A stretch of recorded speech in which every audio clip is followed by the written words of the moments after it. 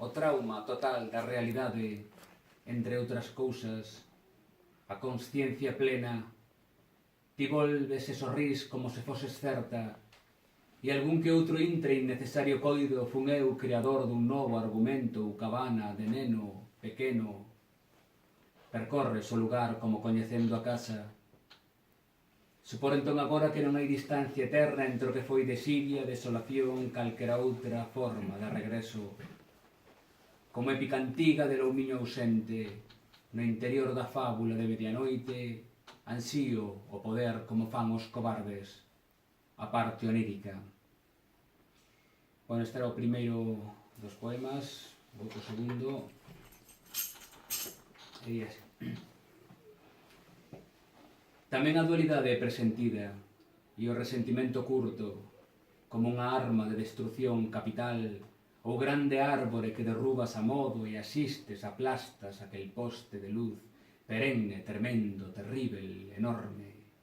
Iluminas lúa un canto e o recitado en alta voz, o cano da fonte a brollar, perenne, tremendo, terrível, enorme, neno coas fazulas hinchadas, comestas de carbón ou ferruxe, ollar o fondo da mina como unha arma de destrucción capital, e sempre somos dous amantes de Yukio, dous patos ceibes no millo, dúas mortas moscas en riba do mantel. Bueno, vou finalizar con este outro poema. É un poema que fai parcialmente, fai referencia a un faro que había antes en Noia, no porto de Testal. Bueno, ali había un espigón, xusto no porto onde atracan os barcos que marisquean. Bueno, parece ser que ese espigón facía que o mar remuñase dunha maneira, entón pois houve que quitarlo. A verdade é que lembro ese espigón desde que eu era pequeno, de toda a vida. Xusto onde remataba ese espigón había un faro bastante grande que estaba situado en riba dunha base.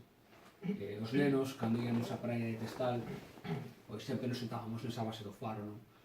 E a verdade é que daba unha impresión de extrañeza poética, se me permite a expresión, cando se facía de noite e te poñías xusto debaixo do faro e vías algo que se ve en realidade en todos os faros, pero claro, para mí o faro de Testal pois é o faro que identifica a miña infancia. Parcialmente neste poema falo dese faro, entre outras cousas.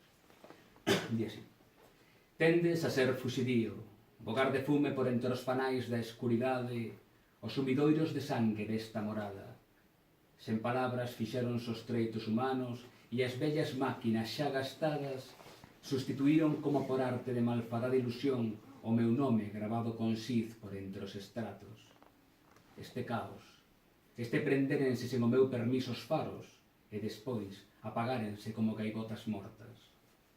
Quen dera un aceno nas horas do delito, ollarte marchar sen te facer estatua.